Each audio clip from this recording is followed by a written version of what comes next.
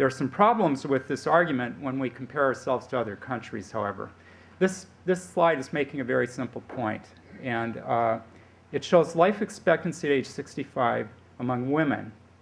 In the US, which is this yellowish area here, this is a different color on every different projection system, so I always have to check. And this pink area here is the average life expectancy in what I've called peer countries: Canada, France, Germany, Japan, and the UK. So these are wealthy nations like the US, large wealthy nations, and they also happen to have data for the same years as the US. So that was the selection criterion. Maybe not the most scientific, but notice what's happened. We had a dramatic increase in life expectancy of nearly 4 years. And an increase in life expectancy of 4 years at age 65 is really a tremendous increase. That corresponds to eliminating a major disease. So it's a big increase. And so what you see here, though, is the sort of pink-colored bars rose as well, and at a more rapid rate. And those numbers at the top of the bars are the ratio of US life expectancy to life expectancy in the other countries. So it kind of flipped. It went from 1.05 favoring the US to 0.95 favoring the other countries. You see something similar, not quite as dramatic for men. There's a reason I chose to show you age 65 and older, and that is this is more likely to be influenced by the health system than life expectancy at birth, which, as you know, is heavily determined by perinatal mortality rates or infant mortality. So this is more of a reflection of the health system, and of course, during these years, we've had universal health insurance coverage for Americans in this age range. So the pattern has not suggested greater improvements in the US than other countries. The other fact, which you're all well aware of, is that we have always had higher levels of per capita health spending than these countries. So this shows, this is per capita spending, and it shows the ratios. And it was 1.5 times as great in the US as in the other countries in 1970, and it's now a 2-to-1 ratio. Okay, so our rate of growth has been greater, and we have had lesser increases in life expectancy. This is not an indictment of the US. These kinds of figures should not be relied upon to say very much about productivity, because there's a lot that's left out here. There are credible arguments that we have greater rates of some diseases than the other countries, and that may be influenced by factors outside the healthcare system like diet, exercise, lifestyle choices. Nevertheless, there is not a prima facie case that we are getting value for our money if you look at the aggregate statistics.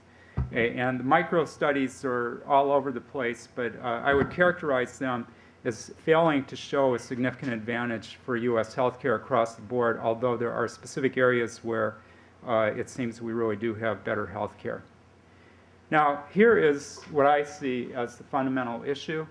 This is something many of you may recognize. It's a slide based on data that are presented every year in the report of the Medicare trustees. So every year, the Office of the Actuary in the Centers for Medicare and Medicaid Services produces projections about what will be happening to Medicare expenditures in the future, what will happen to their sources of revenue. And this figure just plots those numbers as a percentage of GDP. So that vertical line here shows the last year for which there were data at the time these projections were made. So I want to just say a word about the methodology that they use. What they basically do is assume that they have data on our population's age distribution, they know fertility rates, they know death rates, and so on. So they do fairly straightforward demographic projections. And then they project forward some figures of per capita spending. Now, the per capita spending figures are controversial.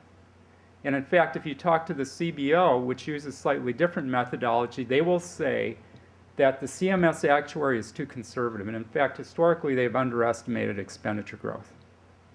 So they make fairly conservative assumptions about technology change, pricing, et cetera, in looking at per capita expenditures in the future. Down here are the revenues, and that's pretty much formulaic.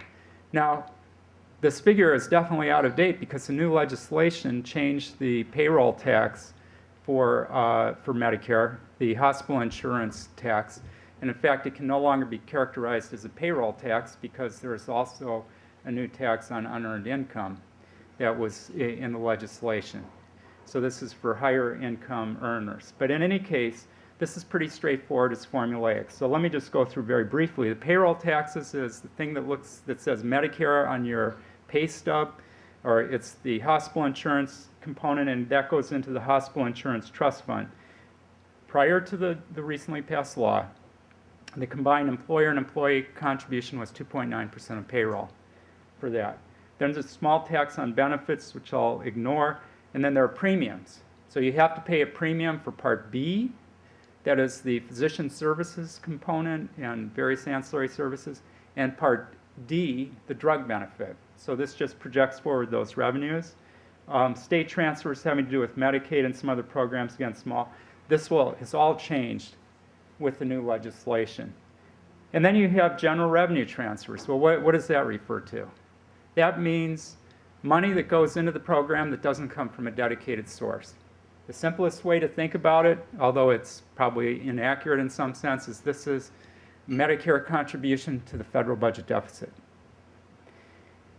So why is there this need for general revenue transfers? It's because Part B and Part D don't cover their costs with the premiums. So there's big, this is why it was politically so attractive to pass the Medicare Modernization Act. It was a big transfer of wealth, basically, to Medicare beneficiaries due to this federal subsidy. And then you see this orange area above that, the hospital insurance deficit. And that's from when the hospital insurance trust fund runs out. And you're probably familiar with this. But those of you who aren't, it may be a detail you don't need to know. But what happens with that payroll tax, it goes into this entity called the Hospital Insurance Trust Fund. The payments for Part A come out of that trust fund, and that was projected to go bankrupt around 2017 or 2018 due to the greater outflow than inflow. And again, that's going to change with the legislation because there's a new tax rate. But in any case, the problem that they were dealing with is, look at 2050. That sum of the general revenue transfers and the deficit has no dedicated source of funding, and by 2050, that's 6% of GDP. So think about that for a moment. It wasn't that long ago that the UK spent around that for on healthcare altogether, 6 or 7% of GDP. And that's just the unfunded liability for Medicare in 2050. Now, that's a pretty large number, but one way to think about it is that comes out to, in 2008 dollars, $7,600 per working age adult. So those of you who think it's something that can be addressed by raising taxes, this is more than $1,000 greater than the average personal income tax liability. So you would have to more than double it if you impose it on the working population. So one of the things that's going on here, of course, is that the working age population will be relatively small then. So if nothing else changes and we continue on the same course, we're going to be faced with this kind of fiscal disaster. Something will change. Something already has changed with the legislation. There haven't been new projections that I'm aware of to show what's going to happen with the Medicare budget deficit. My guess is that without further change, this is just pushing off the problem a little bit further. So that's something that's been in the back of the mind of the legislators, of the people who've been working on these bills over the past year and a half or so. Something has to be done about Medicare. Now, I'll add, by the way, that what the legislation actually does is take funding that might have been used to solve Medicare problems to fund an insurance expansion. So it hasn't really resolved this problem by raising the Medicare tax. That's money that's going to be used for other purposes, by and large.